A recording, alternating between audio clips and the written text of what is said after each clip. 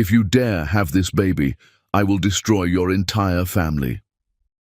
5 years later, the same man fell to his knees and touched her feet, begging for forgiveness. "Hi, my beautiful family.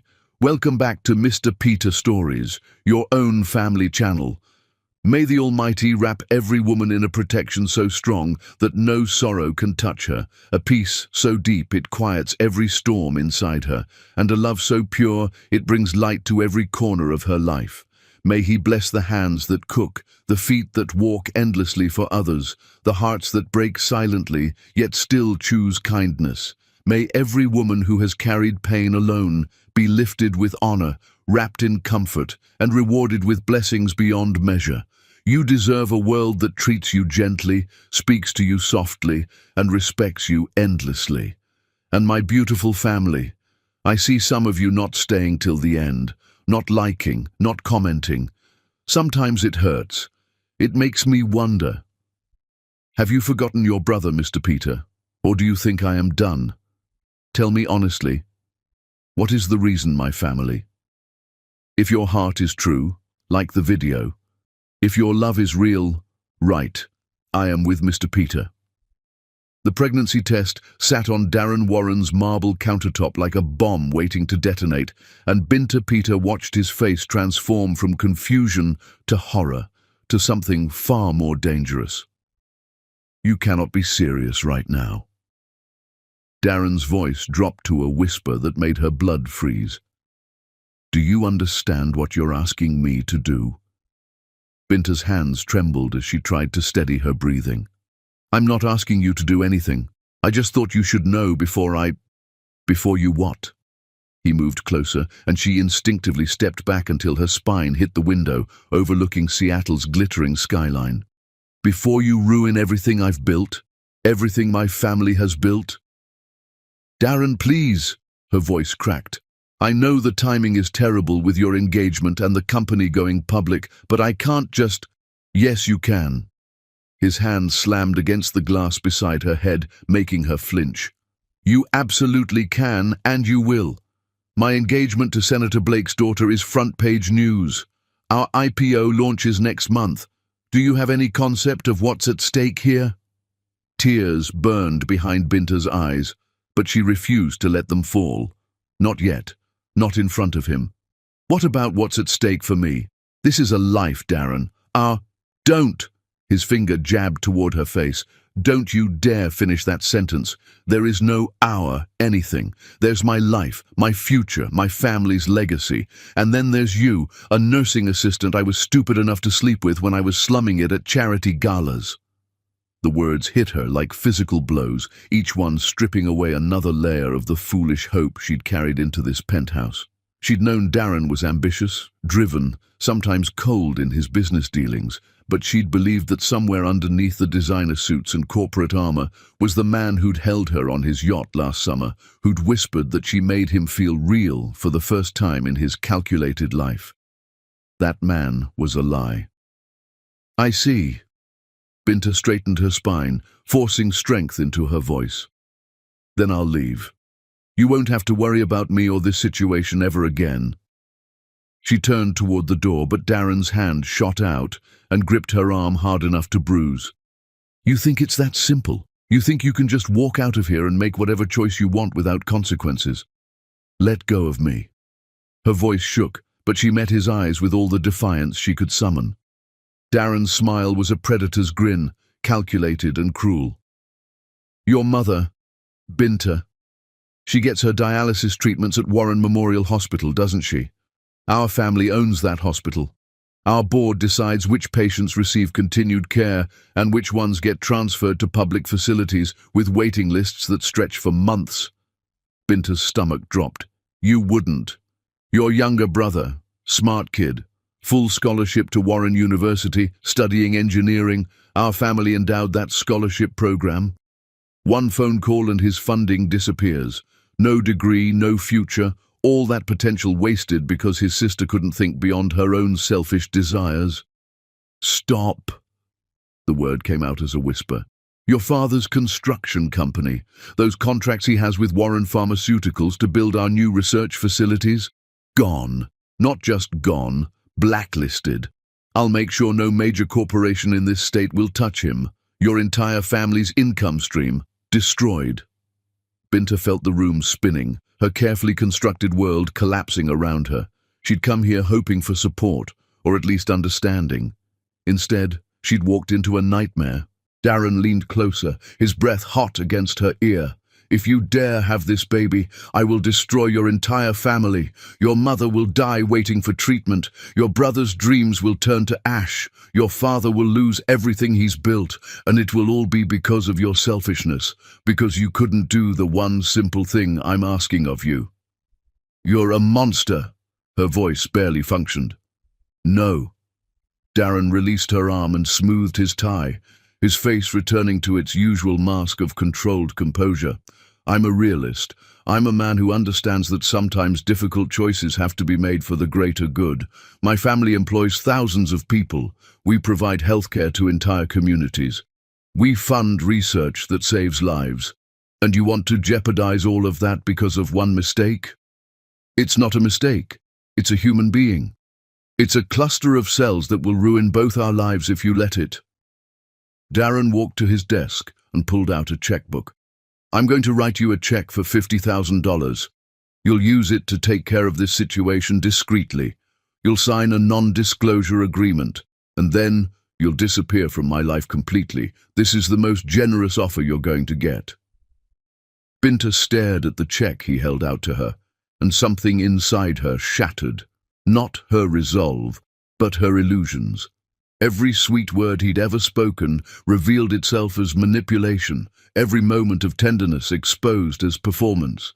She'd given her heart to a man who saw her as nothing more than a problem requiring a financial solution. Keep your money. She turned and walked toward the elevator, each step feeling like walking through water. You're making a terrible mistake, Binta. Darren's voice followed her, losing its calculated calm and revealing raw panic beneath. If you do this, if you keep it, I will make good on every threat. Your family will suffer because of your choice. Can you live with that? Binta stepped into the elevator and finally let herself look at him one last time. He stood in his perfect penthouse, wearing his perfect suit, surrounded by his perfect life, built on cruelty and threats. And she realized, with devastating clarity, that she'd never really known him at all. I don't know what I'm going to do, she said quietly, but I know I can't stay in the same room as you for another second without losing myself completely. The elevator doors closed on his face, and Binta collapsed against the wall, her whole body shaking. The descent felt endless, each floor taking her further from the man she'd loved and closer to an impossible choice that would define the rest of her life. When she stumbled out into Seattle's cold rain, she walked without direction, her mind replaying every threat, every cruel word. She found herself standing outside a women's clinic, its warm light spilling onto the wet sidewalk. Through the glass doors, she could see a waiting room with other women facing their own impossible decisions. Binta's hand moved to her stomach, still flat, still unchanged, but carrying a life that had already cost her everything she thought she knew about love. She stood in the rain until she was soaked through, unable to move forward or back, trapped between Darren's threats and her own heart, knowing that whatever choice she made would haunt her forever. The city moved around her, cars passing, people hurrying under umbrellas, the world continuing as if her entire existence wasn't balanced on a knife's edge. She thought about her mother, hooked up to dialysis machines 3 times a week, her body dependent on treatments Darren could end with a single phone call. She thought about her brother, brilliant and passionate about engineering, his future funded by a scholarship Darren could revoke. She thought about her father, proud of his construction business that he'd built from nothing, contracts that Darren could destroy with casual cruelty. And she thought about the life growing inside her, too small to see or feel yet, but already real, already hers, already loved, despite the terror of what carrying it meant. Binta finally moved, but not toward the clinic. She walked to her car, started the engine, and drove away from that bright doorway with its promise of solving her immediate problem. Because even terrified, even alone, even facing threats that could destroy everyone she loved, she couldn't walk through those doors. She couldn't let Darren's cruelty determine whether this child existed. That night, in her small apartment, Binta made the decision that would define everything that came after. She would have this baby, she would protect her family, and she would disappear so completely that Darren Warren would never find her, never have the chance to make good on his threats, never know whether she'd complied with his demands or defied them. She would become a ghost, and her child would be born free from the man who'd tried to force him out of existence. Chapter 2. Vanishing into silence. Binta Peter ceased to exist on a Tuesday morning when autumn leaves covered Seattle streets in copper and gold, and the woman who would become Binta Okoye began her transformation into someone unrecognizable and unfindable. She withdrew every dollar from her bank account, not much, barely enough to survive a few months, but it was cash that couldn't be traced through electronic systems or credit checks. She left her apartment with only 2 suitcases, everything she'd built in Seattle abandoned without explanation or forwarding address. The landlord would wonder, her co-workers would gossip, but no one would truly look for her because people disappeared from cities every day for 1,000 different reasons. The bus ticket to Montana was purchased with cash from a stranger at the station who sold tickets unofficially for slightly less than official prices. No record of her name or destination entering any database that investigators might search. Her phone went into a dumpster behind the bus station, still powered on so the last location ping would show Seattle and lead anyone searching in the wrong direction. Her credit cards, snapped in half with decisive cracks, followed into the trash. Her nursing license, her social security card, every piece of identification connected to Binta Peter, hidden in a safety deposit box she'd never access again, creating a clean break between who she'd been and who she needed to become. Every digital footprint, every connection to her old life, deliberately erased with the thoroughness of someone who understood that survival meant complete disappearance. She couldn't risk Darren tracking her, couldn't risk his investigators finding her family through her movements or purchases or communications. The disappearance had to be absolute, leaving no trail that could lead back to the people she was trying to protect from his promised destruction. The bus ride stretched endlessly through mountains and plains, each mile taking her further from everything she knew and everyone she loved. Washington gave way to Idaho, Idaho to Montana, the landscape becoming emptier, wilder, more isolated with every passing hour. Other passengers slept or read or stared out windows, oblivious to the woman in the back row whose entire existence was dissolving like smoke, whose carefully built life was collapsing into a backpack and a single suitcase. Binta kept her hand on her stomach throughout the journey, feeling nothing yet, but knowing something lived there, something Darren had demanded she destroy. The pregnancy was barely real to her body, but completely real to her heart. This child had already cost her everything, and she would make sure he never knew that terrible price. Her grandmother's property sat at the end of a dirt road where Montana's wilderness swallowed the modern world whole, where cell signals died and internet connections never reached, where a person could truly disappear. The old woman had died the previous winter, leaving behind a weathered house that hadn't seen electricity in decades. No neighbors within miles, no postal service, no witnesses to watch Binta Peter disappear and Binta Okoye emerge from her ashes like something reborn through destruction.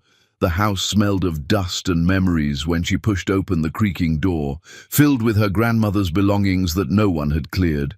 Journals of herbal remedies written in fading ink, jars of dried plants lining shelves, furniture worn smooth by decades of use and love. Binta unpacked her 2 suitcases and began the slow, painful process of learning to survive in complete isolation from everything she'd known. She spent the first week crying until her throat was raw and her eyes were swollen, mourning not just Darren, but the version of herself who'd believed in love and goodness and men who kept their promises. The nursing career she'd worked desperately hard to build abandoned without notice. her family, unreachable because any contact would expose them to Darren's promised destruction, her friends, her colleagues, her entire support system, gone as if they'd never existed, her entire life sacrificed to protect the people she loved and the child she'd chosen over Darren's threats and money. But grief eventually crystallized into something harder, something that would sustain her through the impossible months ahead. Determination, rage transformed into fuel that could power her through isolation, fear channeled into the kind of focus that made survival possible. The pregnancy progressed in isolation that would have broken weaker people.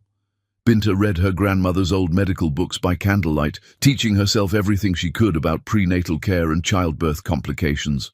She found a small clinic in a town an hour away, where a kind doctor asked few questions and accepted cash payments without requiring insurance cards or extensive paperwork. She used her grandmother's maiden name, Okoye, for all paperwork, created a ghost identity to birth a ghost baby who would never appear in any database connected to the Peter family or Darren Warren's investigations. She told the doctor she was escaping an abusive relationship, which was true enough in all the ways that mattered. The doctor didn't press for details beyond what was medically necessary, just provided gentle care and asked her to check in regularly for the baby's health. Meanwhile, in Seattle, Darren Warren married Senator Blake's daughter in a ceremony that made national news and society pages. Binta saw the photos in a newspaper at the clinic. Darren in his perfectly tailored tuxedo, his bride in her designer gown, both smiling for cameras that captured everything except the truth of what their union really was.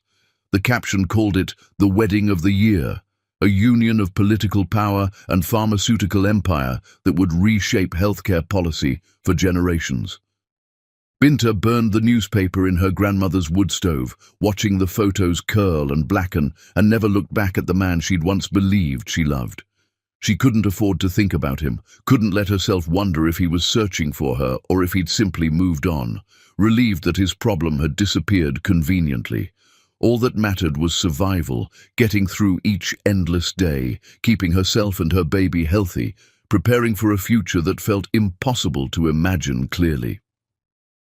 Warren Pharmaceuticals went public with record-breaking success. The news reached even Montana's wilderness through radio stations and newspapers in the small towns, stories celebrating the young CEO who'd made billions overnight, who was revolutionizing healthcare, who represented everything bright and innovative about American business and entrepreneurship. Binta listened to the radio reports, while her belly swelled with the secret that would destroy Darren's carefully constructed image if it ever became public. She never considered using that secret as a weapon.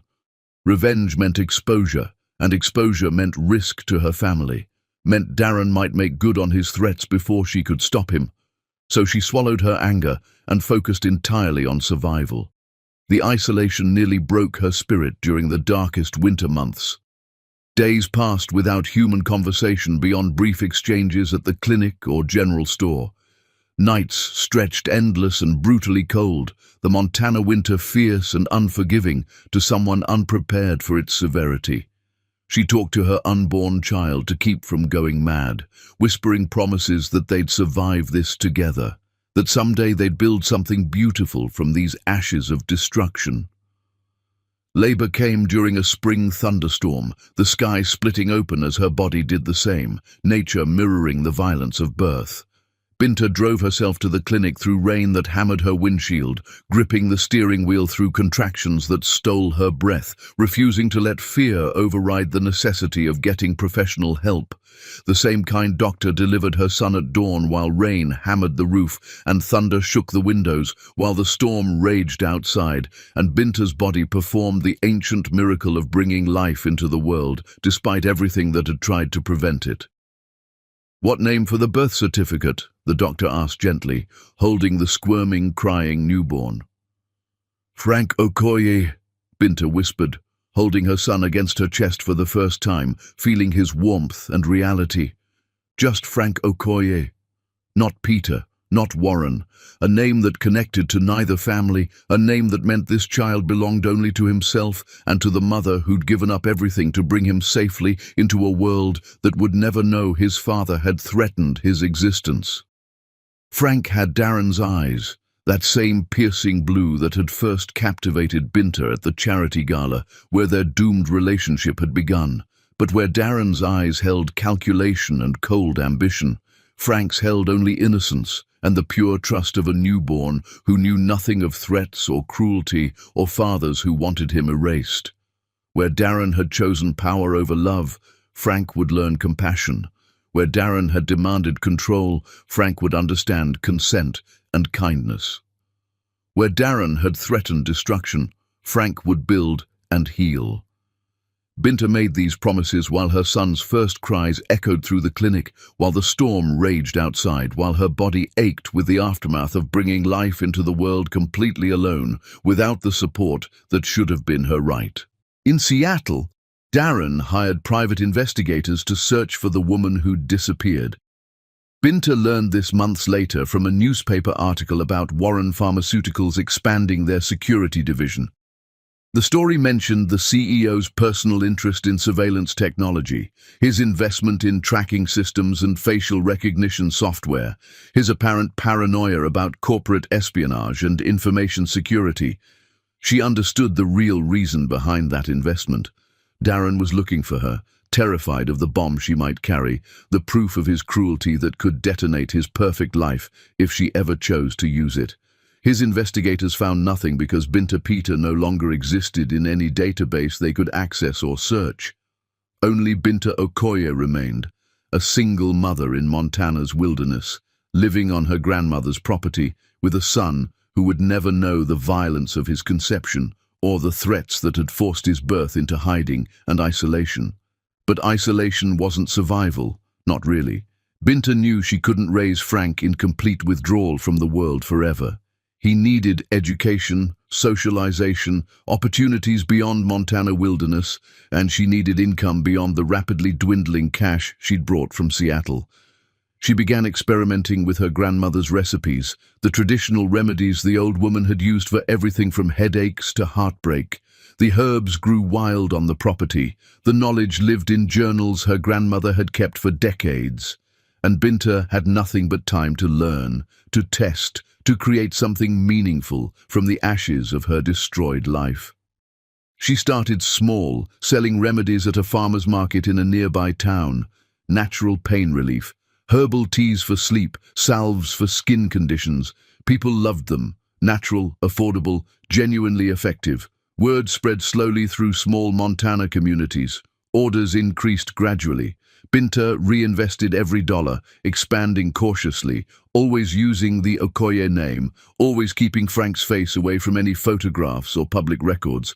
Frank grew strong and curious, a toddler who knew nothing of penthouses or threats, who thought his mother's weathered hands and determined eyes were the most beautiful things in the world. Binta sang to him at night, teaching him strength disguised as lullabies. "We're going to be more than survivors," she whispered to him one night while Montana snow buried the property in winter silence. "We're going to be warriors." And slowly, painfully, impossibly, they were. Chapter 3. The Rise. Forbes magazine arrived at Binta's Portland office on a morning when Oregon rain turned the city's streets into rivers of reflected light, and everything she'd built through years of careful obscurity was about to become dangerously visible to the man she'd spent those years hiding from. Her assistant placed the magazine on her desk with hands that trembled slightly with excitement.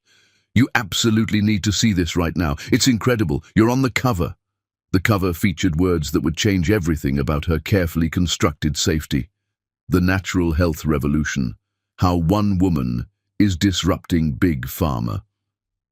Binta's face stared back at her from glossy paper, the professional photographer having captured something fierce and uncompromising in her expression, something that spoke of battles fought in silence and won against impossible odds.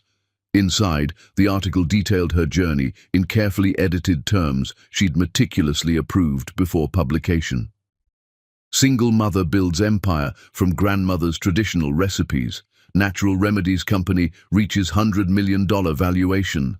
Industry analysts predict continued explosive growth trajectory. The story painted her as an inspirational figure, a bootstrap success story, the American dream personified in a black woman who'd overcome impossible odds through determination and vision. What the article didn't mention, what the Forbes writer would never know, was the man she'd fled, the threats that had driven her into years of hiding, the terror of rebuilding herself from absolutely nothing while constantly looking over her shoulder. Those secrets stayed locked behind her professional smile in the photographs, buried beneath the triumphant narrative that magazines loved to tell. "This is absolutely incredible," her assistant breathed, reading over Binta's shoulder with barely contained excitement. "You're going to be everywhere now. Every major media outlet will want exclusive interviews. Your products will be in demand beyond anything we've seen. This changes everything for the company." Binta touched the magazine cover with fingers that wanted to tremble, but she wouldn't allow it, feeling the weight of exposure settling on her shoulders like a physical burden. Visibility meant vulnerability. Being everywhere meant being findable. The protection of carefully maintained obscurity was dissolving with every copy of Forbes hitting newsstands across the country, every digital share spreading her face and name and story. "Schedule an emergency meeting with our legal team for this afternoon," Binta said quietly, her voice betraying none of the fear churning relentlessly in her stomach. "I need to discuss enhanced privacy protection protocols immediately, increased security measures for the office and my home, comprehensive background checks on anyone requesting meetings with me, updated NDAs for all employees." Her assistant's excitement dimmed slightly, confusion crossing her face. "Are you worried about something specific? Some kind of threat we should know about?" "Just being appropriately cautious. Success brings attention from all kinds of people, and not all attention is welcome or safe." Because she knew with the absolute certainty of someone who'd spent years preparing for this possibility, that Darren would see this article, would recognize her despite the different surname, despite the dramatic transformation from frightened nursing assistant to confident CEO, would understand that she'd survived his threats, thrived despite his cruelty, become something powerful that he'd never anticipated when he'd tried to force her into compliance through terror. And he would come for her, driven by paranoia or guilt, or some twisted combination of both. In Seattle, Darren Warren sat in his corner office overlooking Puget Sound, his marriage falling apart in slow motion in the penthouse apartment he rarely visited anymore, when Forbes magazine landed on his desk and destroyed what remained of his carefully maintained equilibrium. His wife slept in the mansion's east wing, he in the west, an entire property worth of space between them, and still not enough distance to make their hollow arrangement bearable. Senator Blake's daughter had married him for political connections and family advancement. He'd married her for political cover and social legitimacy. They maintained the facade for cameras and galas and fundraisers, then returned to their separate lives, separate beds, barely speaking except when absolutely necessary for appearances. No love, no warmth, no intimacy of any kind. Just a contractual arrangement that benefited both families while slowly suffocating everyone trapped inside it. Warren Pharmaceuticals faced its first major crisis that threatened the company's foundation. A drug they'd rushed to market to beat competitors was causing severe neurological side effects, tremors, organ damage, symptoms that were systematically destroying the lives of patients who'd trusted their brand. Lawsuits were piling up faster than legal teams could process them. The board was panicking about liability exposure, stock prices were dropping steadily, and Darren couldn't seem to focus on any of the crisis management because his nights were haunted by a woman he'd threatened and a child who might exist somewhere in the world, living proof of his cruelty if anyone ever discovered the truth. He'd hired investigators immediately after Binta disappeared, spent hundreds of thousands tracking down every possible lead. They'd found nothing. Binta Peter had vanished more completely than anyone he'd ever encountered, as if she'd simply dissolved into air without leaving any trace. No credit card usage patterns to follow, no employment records to track, no hospital admissions or pharmacy records, no death certificate, absolutely nothing. The investigators had eventually suggested she might have left the country entirely, changed her identity through illegal channels, possibly even died somewhere remote without official documentation. Darren had wanted desperately to believe she'd taken his money after all, handled the situation quietly and discreetly, was living somewhere under a new name, having moved on completely from their brief relationship.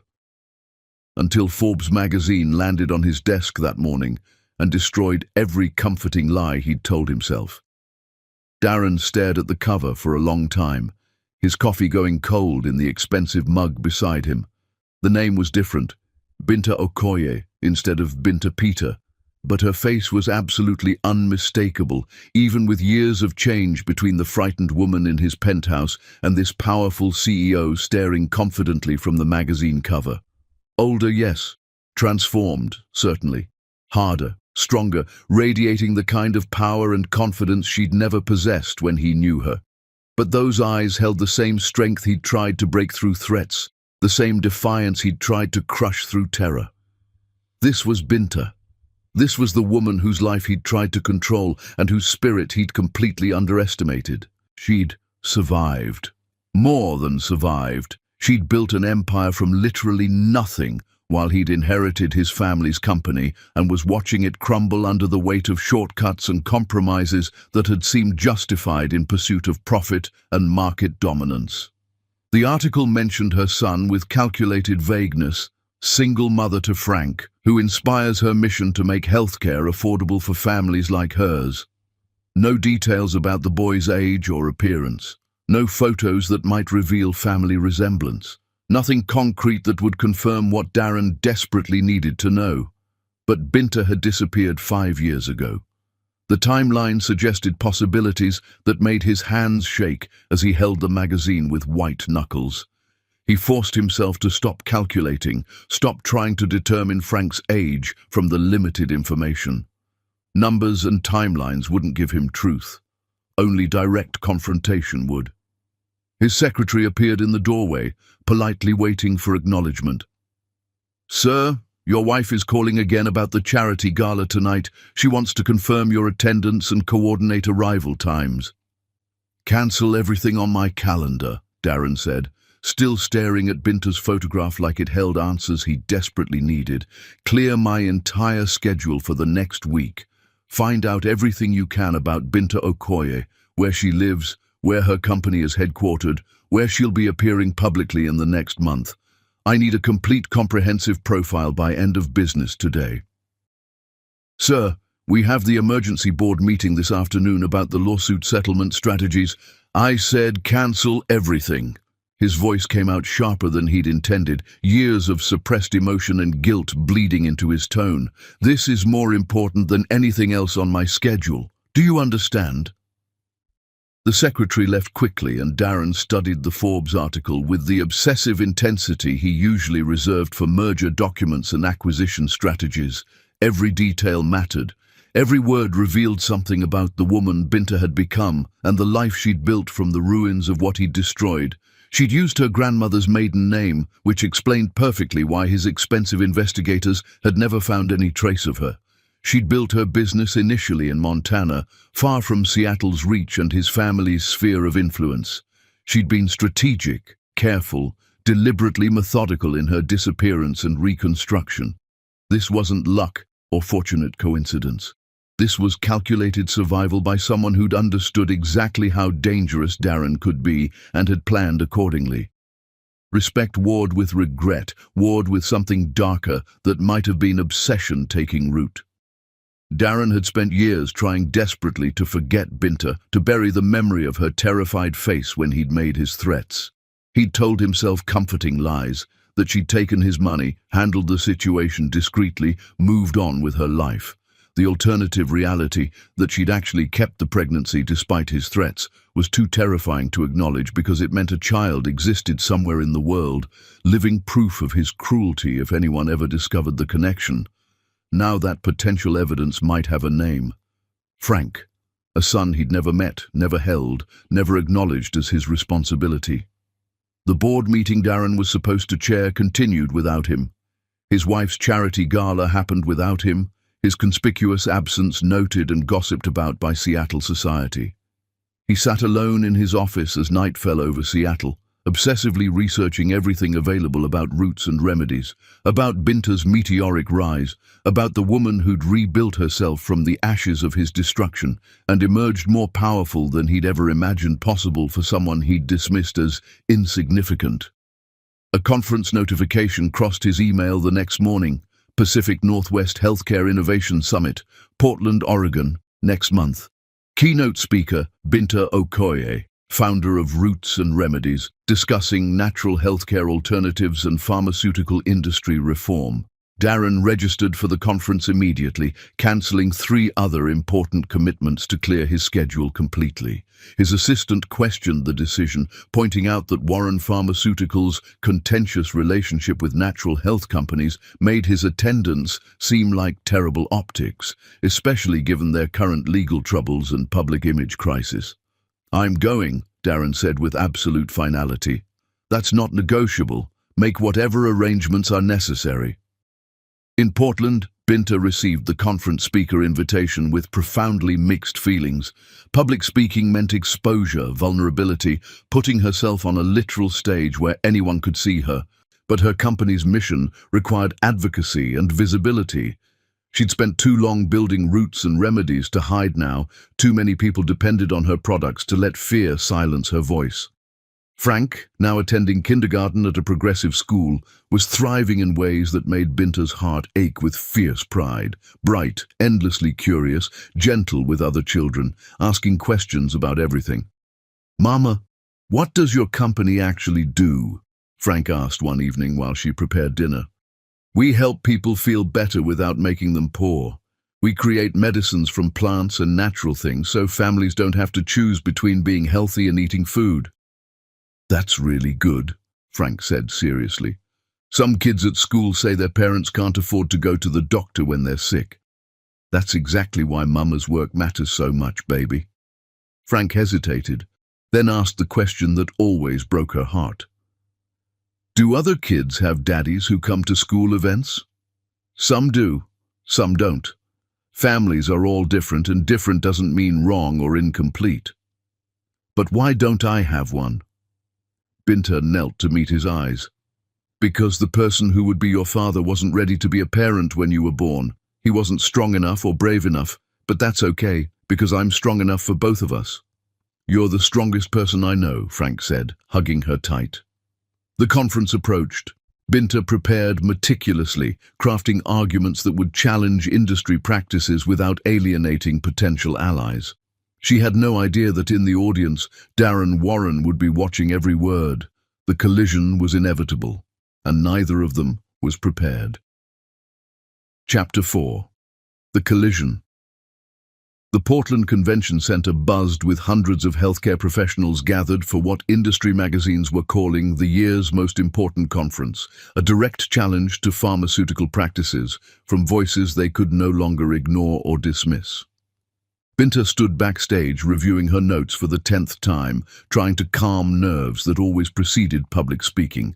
Her presentation loaded on the main screen. The Natural Health Revolution, Democratizing Healthcare for the 21st Century. 5 minutes, Ms. Okoye, a stagehand called. She took a deep breath, smoothed her navy suit, and reminded herself why this mattered beyond personal fears. This was about millions who couldn't afford healthcare, who deserved better than exploitation. The auditorium held over 1,000 people when she walked onto the stage. Blinding lights made it impossible to see individual faces beyond the first few rows. Binta preferred it that way. Crowds were easier to address when they remained abstract rather than individual judgments. "Good morning," she began, her voice steady despite racing heart. "My name is Binta Okoye, and I'm here to challenge everything you think you know about healthcare in America." In the back row, Darren Warren sat rigid, his entire world narrowing to the woman on stage. He'd thought he was prepared for seeing her. He was wrong. Binta looked completely transformed, not just older or more polished, but fundamentally different. The frightened woman from his penthouse had become something fierce and unbreakable. She commanded the stage with authority that came from surviving the impossible. We've created a system where people die rationing insulin because pharmaceutical companies prioritize profit over lives. Binta's voice rang through the space. We've normalized families declaring bankruptcy for cancer treatment. We've accepted healthcare as privilege rather than right. The audience was captivated. Darren watched heads nodding, people leaning forward, energy shifting as Binta built her devastating argument with precision and irrefutable data. Natural alternatives aren't about rejecting modern medicine, they're about expanding access. When turmeric capsules cost $15 instead of $1,500 for prescription anti-inflammatories with identical compounds, we're not being primitive, we're being compassionate. Each word felt like personal indictment. Warren Pharmaceuticals was exactly what she criticized: rushing drugs to market, maximizing profits, treating patients as revenue streams rather than human beings worthy of dignity. But the pharmaceutical industry doesn't want you to have affordable alternatives. Binta's voice hardened. They've spent billions convincing you that natural remedies are snake oil, that you need their patented formulations to survive. They've lobbied to restrict holistic healthcare access, maintaining their healing monopoly. The presentation continued, each slide supporting arguments with peer-reviewed research. Binta was brilliant. She'd built expertise that challenged an entire industry with evidence they couldn't easily dismiss. Then, during a pause between slides, her eyes swept the auditorium and locked directly with Darren's. The world stopped. Even with distance and lights between them, Binta recognized him instantly. Those eyes, that posture, the coiled tension. Her heart slammed against her ribs, and she lost her place in the speech. The silence stretched 3 eternal seconds. The audience murmured, wondering if their speaker was experiencing technical difficulties. Binta forced herself to look away, to find her place with suddenly trembling hands, to continue speaking as if her past hadn't just materialized like a demanding ghost. The future of healthcare, her voice trembled before she controlled it, depends on rejecting false choices. We need integration, not opposition. But she couldn't focus anymore, couldn't remember which points she'd planned to emphasize, couldn't deliver the powerful conclusion she'd rehearsed endlessly. Darren's presence infected everything, turned her presentation into a minefield where every word might detonate something uncontrollable. She rushed through remaining slides, delivery becoming mechanical, finishing 5 minutes early. The applause was enthusiastic but confused. People sensed something had shifted, that the electric beginning had faded into something hollow. Binta fled before the moderator could introduce Q&A, muttering about medical emergencies. Backstage, she leaned against a wall in a quiet corridor, trying to control her breathing, stop her hands from shaking. He was here. After all these years, Darren had found her. "Ms. Okoye, are you all right?" A coordinator approached with concern. "You seemed unwell." "I'm fine. Just need water and a moment." "Several people want to speak with you, including hospital systems and insurance companies. Schedule them for tomorrow, all of them. I need to leave immediately." Binta grabbed her bag and headed for the exit, walking fast but not running, refusing to show panic. She could feel eyes on her, conference attendees wanting to network, their hands reaching out, voices calling her name. She ignored everything, focused only on reaching her car before the inevitable confrontation. She'd almost made it. Her hand was on the main door, autumn air rushing in, freedom steps away. "Binta!" His voice stopped her at the threshold between inside and outside, past and present, the life she'd built and the man who'd tried to destroy it. Her hand rested on the handle. For a long moment she considered pushing through, pretending she hadn't heard, leaving Darren standing in the lobby without acknowledgement. But running would give him power she refused to surrender. Running would make her the frightened woman from his penthouse again, and she'd worked too hard to become someone else entirely. So Binta turned slowly, keeping her face carefully neutral despite the storm beneath, and faced the man who'd tried to destroy her. Darren stood 10 feet away, looking haggard despite his expensive suit. His eyes held something that might have been desperation or regret, but Binta had learned not to trust emotions Darren performed. Don't. The word came out harder than intended. Don't say my name like you have any right. Don't act like we have any connection giving you permission to approach me. I need to talk to you. Darren stepped closer and Binta's training kicked in. She mapped exits, calculated distance to her car, measured space between them, prepared to scream if necessary. No. Binta's voice cut through the lobby noise. You need to stay away from me. You need to forget you saw me today. You need to return to your life and leave me alone. People were starting to notice, phones angling their way, whispered conversations spreading. A security guard drifted closer, sensing trouble from the tension radiating off both of them. Darren glanced around, realizing they were creating a scene. Please, 5 minutes. Just 5 minutes to... To what? Apologize? Explain? Binta's laugh was bitter. You think 5 minutes could possibly matter after what you did? I know what I did was unforgivable. I know I can never... You threatened my mother's life, Darren. My mother's life. Binta's voice rose, despite efforts to control it.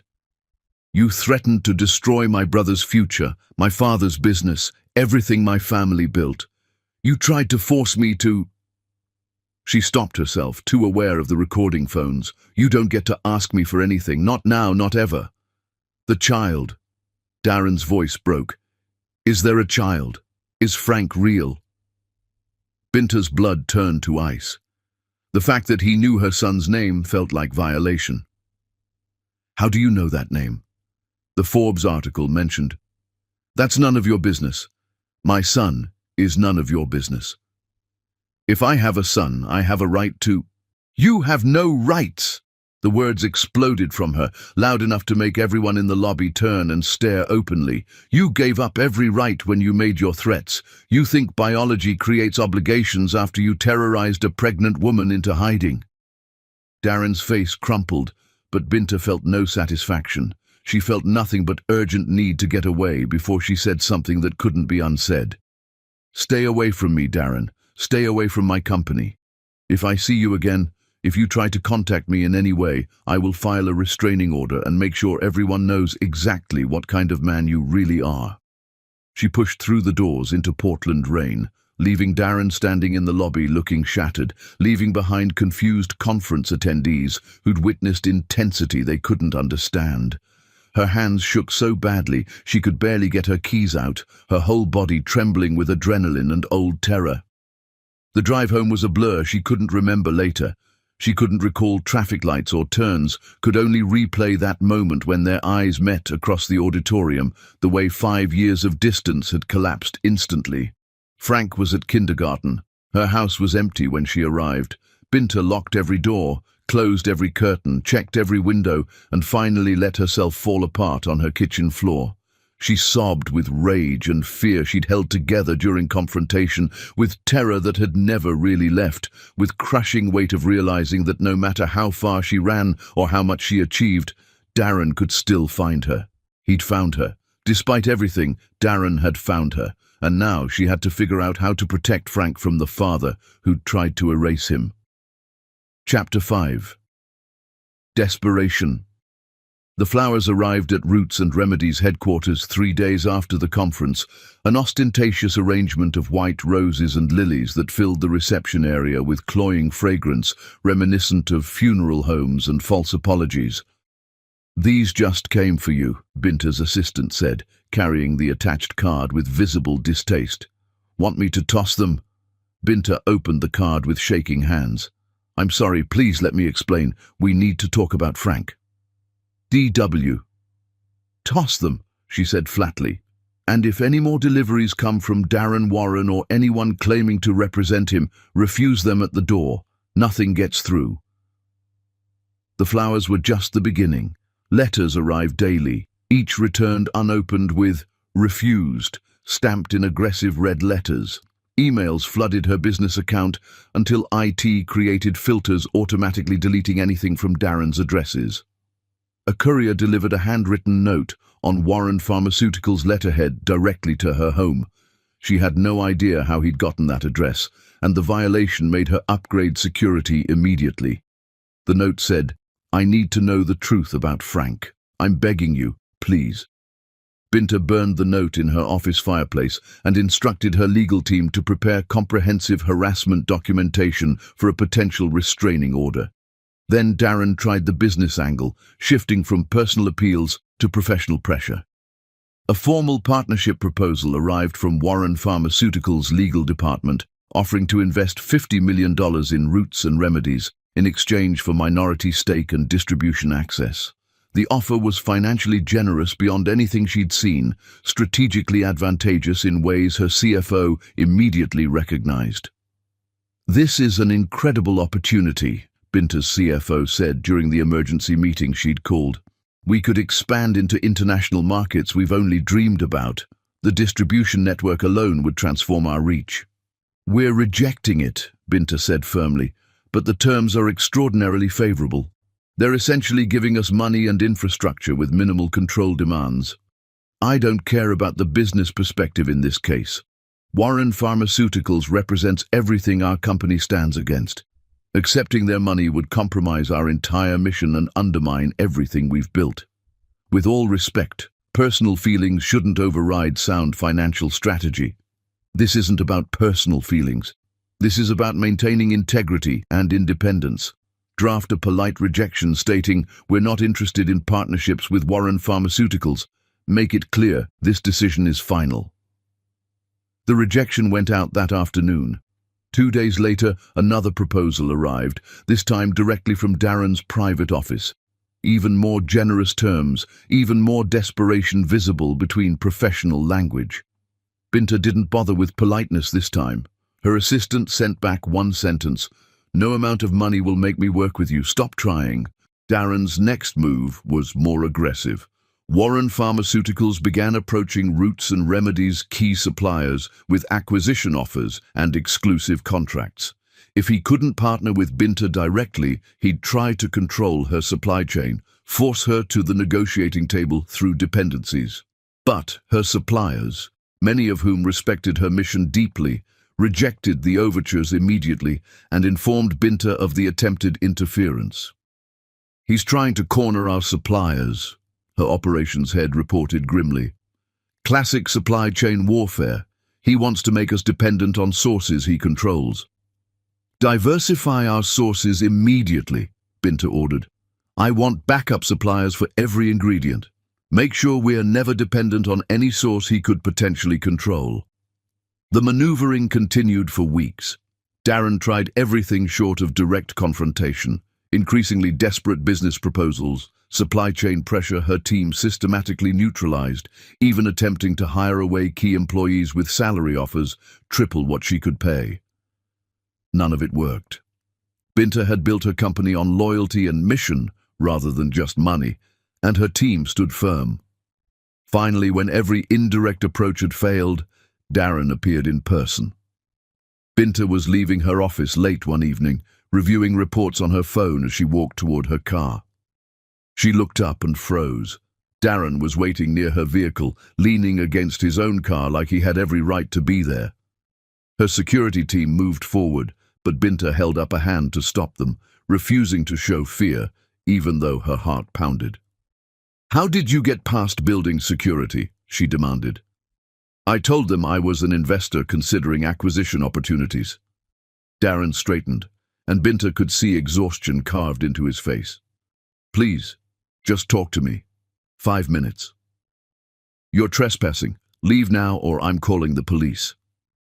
"I'll leave, I promise. But first," he pulled out his phone with shaking hands. "First, you need to know what's happening.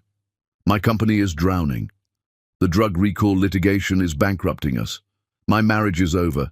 Divorce proceedings started last month. My reputation is ruined. The board is forcing me out." "None of that is my problem." Binta started walking toward her car, but Darren moved to block her path. "I don't care about any of it." His voice cracked. "The company, the money, the reputation, none of it matters as much as knowing whether I have a son. Whether Frank is mine. Whether you actually kept the pregnancy despite my threats." "Yes," Binta said coldly, deciding honesty might end this harassment faster. "I have a son named Frank. And no, He's not yours. Biology doesn't make you a father. It makes you a sperm donor. The man who threatened to kill my mother doesn't get to claim father status." The words hit Darren like physical blows. He actually staggered, one hand bracing against his car. "Can I meet him? Just once, just to see—" "Absolutely not." Binta's voice was ice. "You think I'd let you anywhere near my child? After you threatened his grandmother's life, after you tried to force me to abort him, you think I'd expose him to that toxicity?" I was wrong. I was terrified and stupid and cruel, but people change. I've changed. I want to— "You want?" Binta stepped closer, fury breaking free. "That's always been your problem. You want things, so you believe you deserve them. You wanted a perfect public image, so you threatened an innocent woman. You want redemption now, so you think showing up and looking pathetic earns you anything.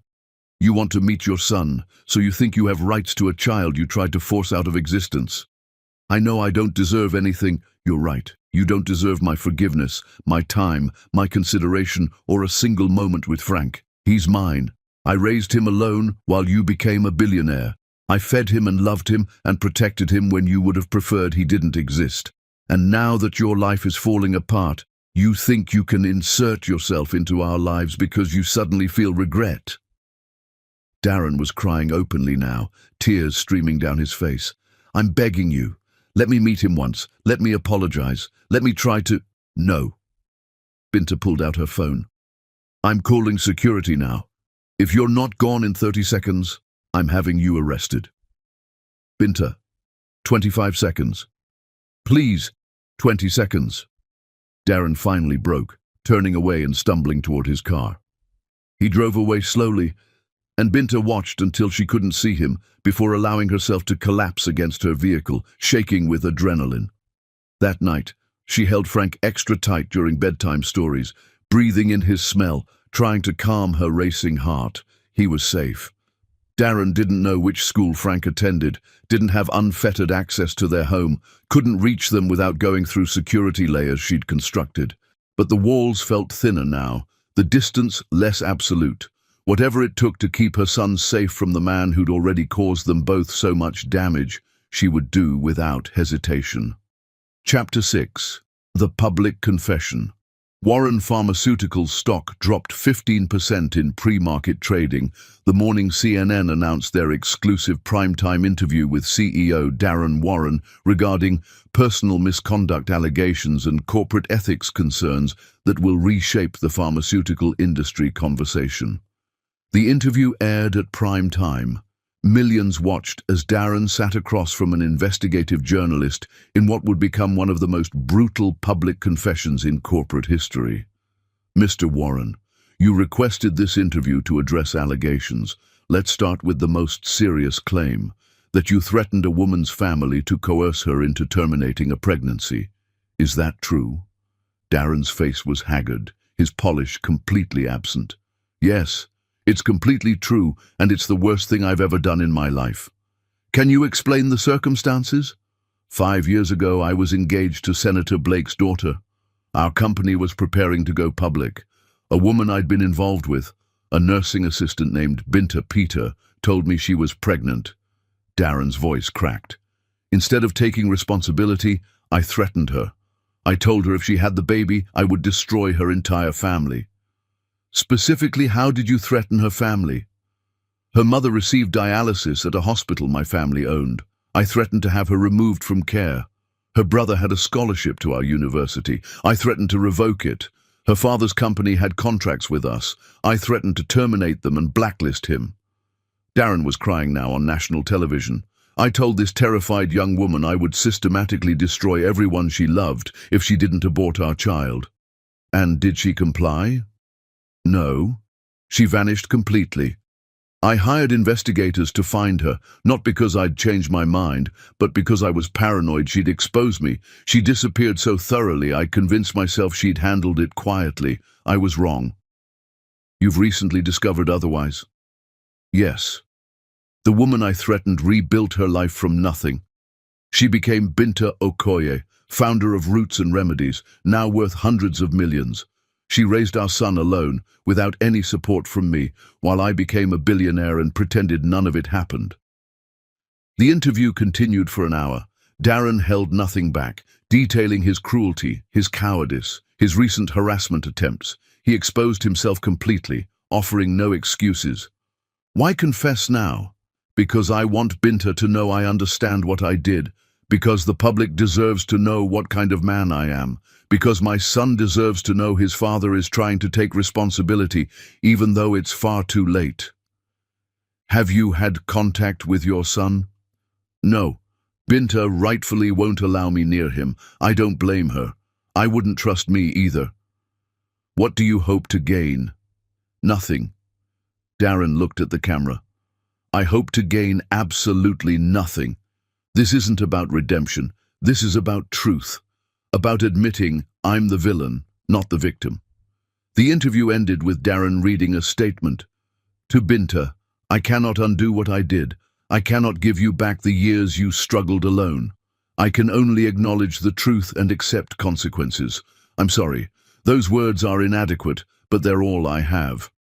Within hours, the interview went viral. Warren Pharmaceuticals' board called emergency meetings.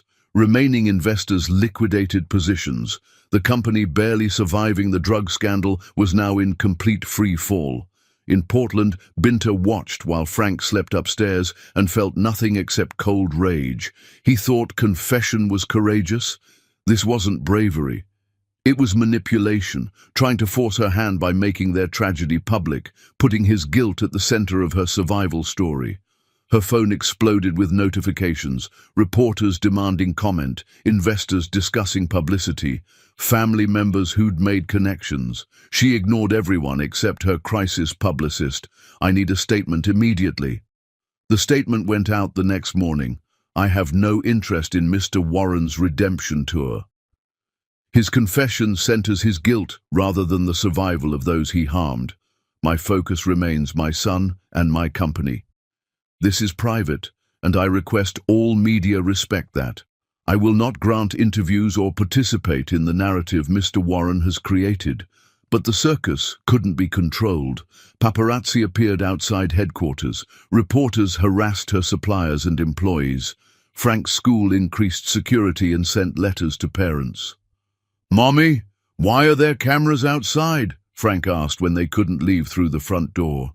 "Just silly grown-up stuff," Binta said, guiding him out the back entrance. "Nothing to worry about." But Frank was smart.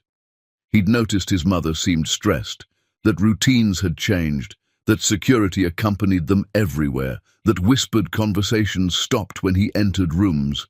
Something was wrong. Public opinion split sharply. Some praised Darren's confession as accountability. Others saw through it, pointing out that his bravery was really centering himself in Binta's story, making his guilt more important than her survival. "He's trying to force her to forgive him publicly," one viral post read. "He's making his redemption her responsibility. It's manipulative as hell." Binta appreciated those voices but stayed silent. Engaging would prolong the circus.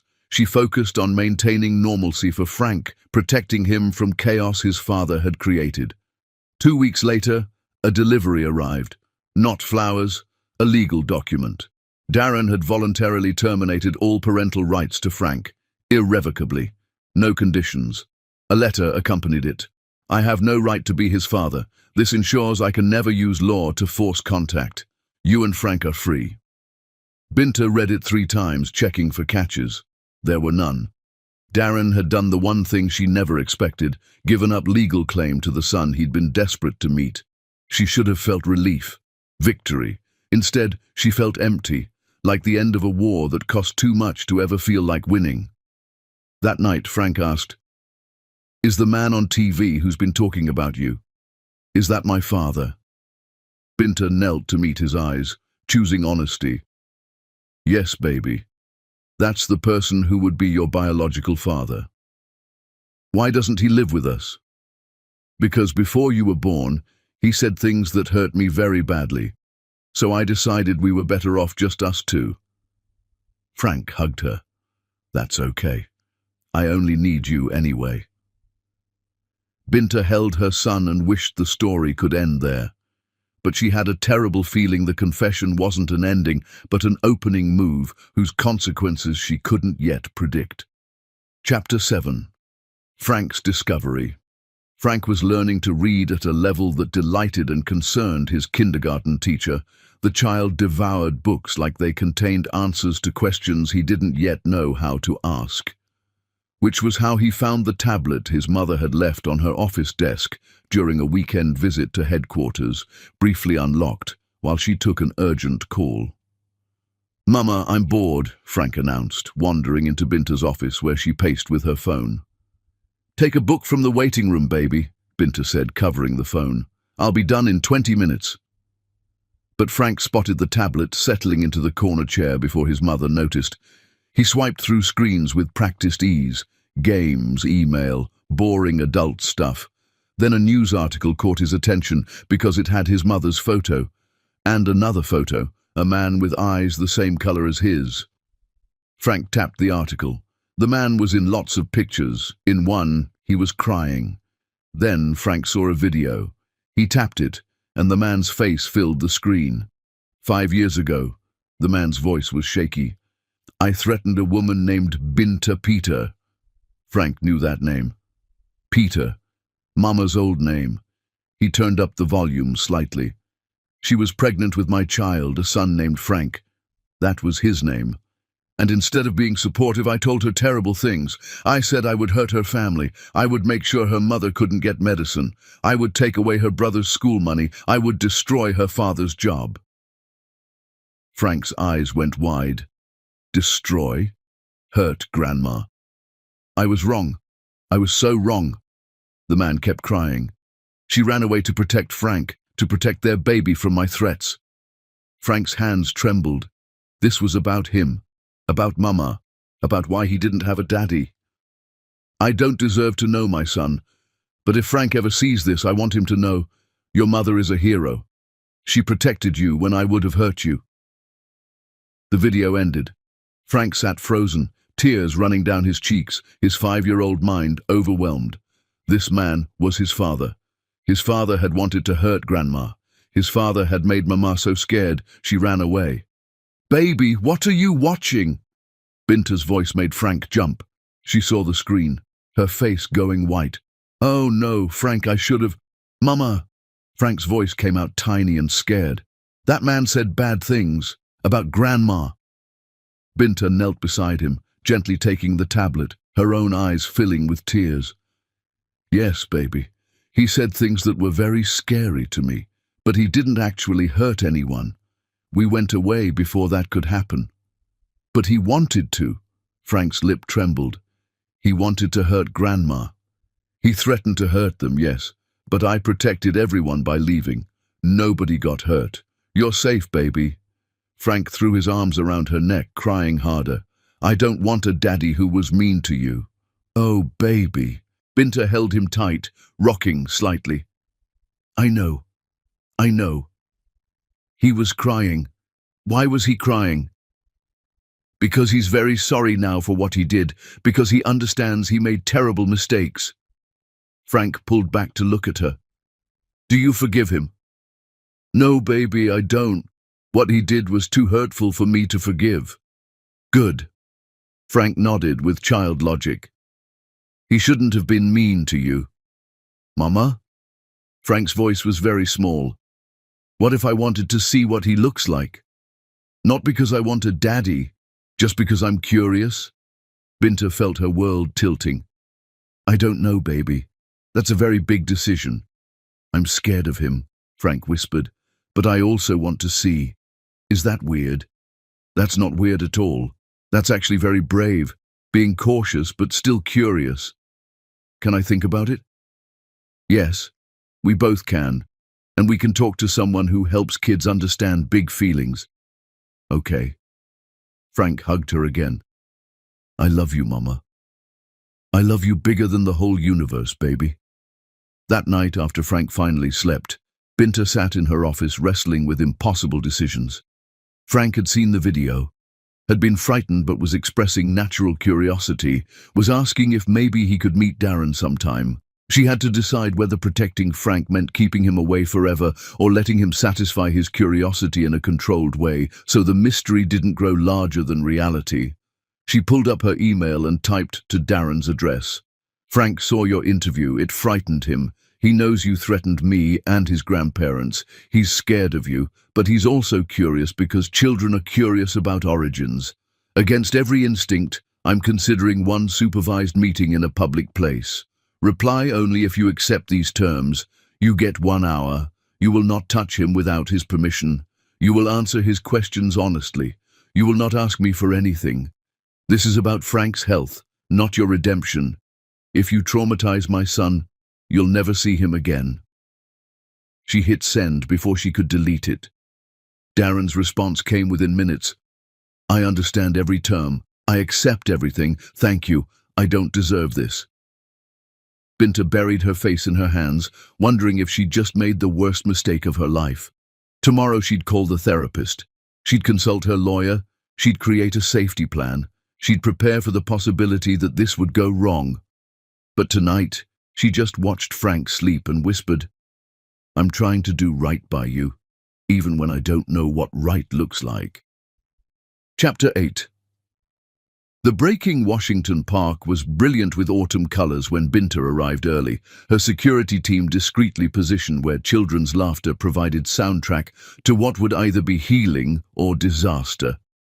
Frank held her hand so tightly his knuckles were white, his face serious in a way no 5-year-olds should be. He'd asked 4 times that morning if they could cancel. Remember what we talked about, Binta said, kneeling to meet his eyes. You don't have to hug him or even like him. You can just look and ask questions, and if you want to leave at any moment, we leave immediately, okay? Okay, Mama. Frank's voice was tiny. You're being incredibly brave. Real bravery isn't about not being scared. It's about being scared and doing the hard thing anyway. They sat on a bench, and Binta tried to control her racing heart. She'd barely slept, running through every scenario. Her therapist had walked her through grounding techniques. Her lawyer had reviewed the terms. Every precaution was in place except protecting Frank's heart. Darren arrived exactly on time, walking across grass like a man approaching something infinitely precious and fragile. He wore jeans and a simple sweater. Even from a distance, Binta could see he was shaking. Frank pressed closer to Binta as Darren approached, his curiosity replaced by visceral fear. Darren stopped 15 feet away, kneeling in the grass, making himself lower than Frank's seated position. His eyes locked on Frank with raw emotion, love, grief, awe, regret, all warring on his face. Hello, Frank. Darren's voice was gentle, almost a whisper. I'm Darren. I'm the person who would have been your father if I'd been brave enough to deserve that role. Frank said nothing, just stared with wide blue eyes that mirrored Darren's exactly. You watched my video, Darren continued, tears already forming. You heard me say some really scary things. I bet that was frightening. Frank nodded slightly. I'm glad you know the truth. Your mama is the bravest person I've ever known, and I was very cruel to her before you were born. I said things that terrified her. You, Frank's voice came out impossibly tiny. You wanted to hurt my grandma? The question landed like a physical blow. Darren's face crumpled, tears streaming. I threatened to. I'm so ashamed of that. Your grandma is wonderful, and I used her illness to try to control your mother. That was evil. Frank seemed to process this. Why would you do something evil? Because I was a coward who only thought about myself. Because I cared more about my job than about doing what was right. Are you still mean now? I try very hard not to be, but trying doesn't undo what I did. They were having this careful conversation when something in Darren broke. Seeing Frank in person, the reality was destroying whatever control he'd built. His body started shaking harder, tears flowing faster, breath coming in gasps. I'm so sorry, Darren sobbed. I'm sorry you saw that video. I'm sorry I wasn't there when you were born. I'm sorry I put your mother through hell. Then Darren started moving forward on his knees, crawling across grass toward the bench, not threateningly, but desperately. "Stop!" Binta's voice cut through sharply. "Darren, stop! You're frightening him!" But Darren was beyond hearing. 5 years of guilt were erupting. He kept crawling, reaching Binta's feet, his forehead nearly touching the ground. "Please," he sobbed incoherently, "please forgive me. I'll do anything." "Mama!" Frank's voice was high with fear, watching this grown man fall apart. Other park visitors stopped to stare, pulling out phones. Binta felt horror and anger, warring with something more complicated. This wasn't the controlled meeting she'd arranged. This was Darren's trauma spilling everywhere. But looking at him, genuinely shattered, sobbing so hard he could barely breathe, she felt something she hadn't expected. Not forgiveness, but recognition that this wasn't performance. This was a man finally breaking under what he'd done. "Frank, look at Mama." Binta turned her son's face away. "Sometimes grown-ups have very big feelings they don't know how to handle. That's what's happening. This isn't about you." "Is he okay?" Frank whispered, frightened but also concerned. "He'll be okay eventually. Right now he's having feelings too big for him to carry well." Binta handed Frank to her security guard with quiet instructions, then walked to where Darren was still on the ground. She didn't touch him, just stood looking down. "Stand up," she said quietly but firmly. "You need to stand up now." Darren looked up, with a face ravaged by grief. "I can't. Seeing him, it makes everything real in a way that's destroying me." "That's your burden to carry," Binta said, something almost kind beneath the firmness. "Not his, not mine, yours. You need to carry it like an adult." Something in her words reached through. Darren slowly pushed himself up, wiping his face with shaking hands. "Can I still talk to him? I'll be better." Binta glanced at Frank, who gave a tiny, uncertain nod. "You can try. But if you fall apart like that again, this meeting ends permanently." "I understand." Darren approached carefully this time, composure held together by pure will. They sat on a bench, Darren on one end, Frank in the middle, Binta on the other, like a guardian angel. "I'm sorry you saw me lose control, Frank," Darren said, his voice still shaky but functional. "Sometimes I get overwhelmed by sad feelings.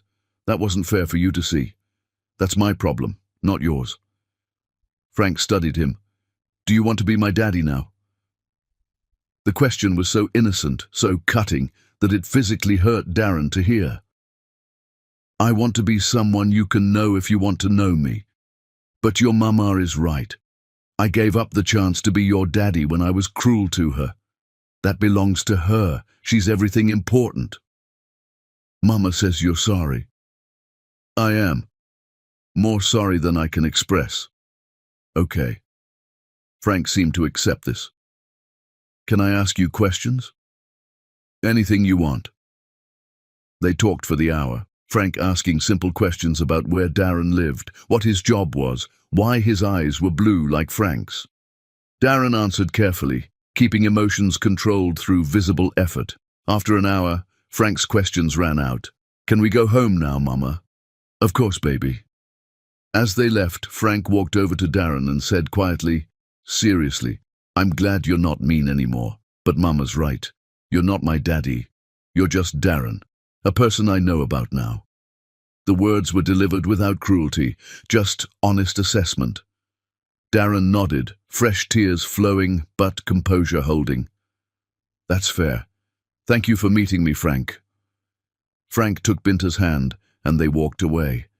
He glanced back once, then asked, "Mama, why do grown-ups cry so much?" "Sometimes people realize they've lost something important, and the sadness is bigger than they know how to carry." "Oh, I'm glad we didn't lose each other." "Me too, baby." That night, Frank asked if he could see Darren again sometime. Not because he liked him, but because he wasn't as scared anymore, because Darren was just a sad person, not a monster. Binta agreed to consider future meetings, knowing this was only the beginning of a complicated relationship that would unfold over years. Chapter 9. The Visible Wound. 3 more meetings happened over the following months, each one slightly less tense, though Binta never relaxed her vigilance or allowed Darren to forget his place at the absolute periphery of their lives. Frank reported that Darren talked about science, books, planets and stars, safe topics, nothing about history or feelings. Darren brought no gifts, made no promises, seemed to understand that rebuilding from nothing meant accepting scraps without asking for meals. The routine was working. Frank's questions were being answered, and Binta maintained absolute control. Then Frank's kindergarten announced Family Discovery Day.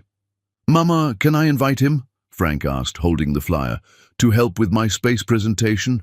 Other kids have both parents?" Every instinct screamed no.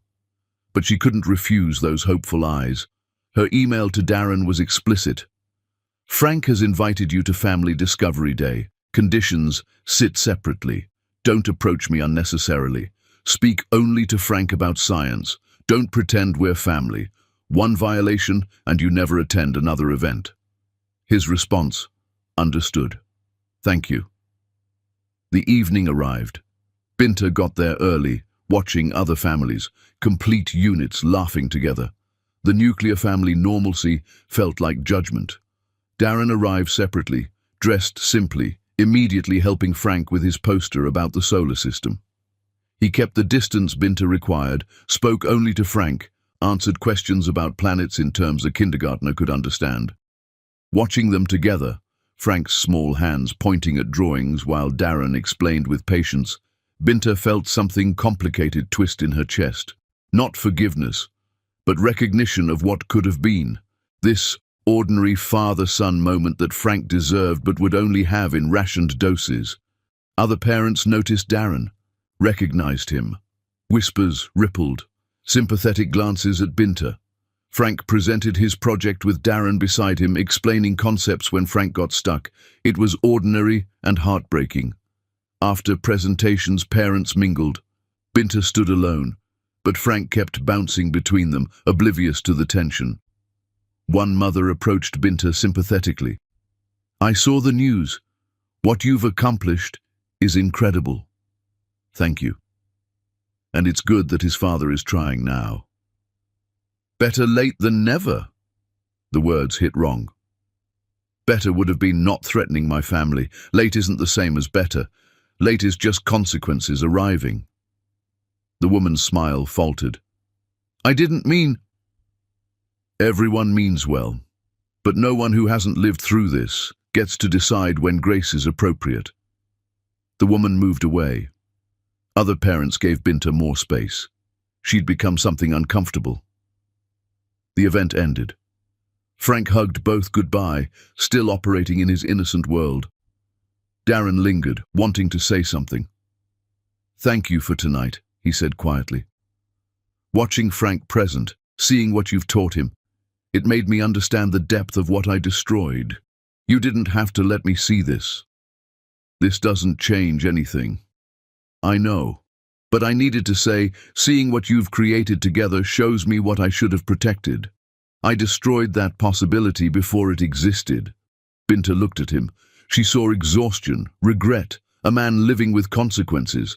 It didn't excuse anything, but it complicated the simple narrative where Darren remained purely villainous.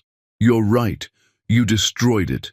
And this," she gestured at the space between them, "is all that's left. You're not his father in any meaningful way. You're just someone he knows. That's not going to change through showing up or trying or feeling bad." "I understand. Do you?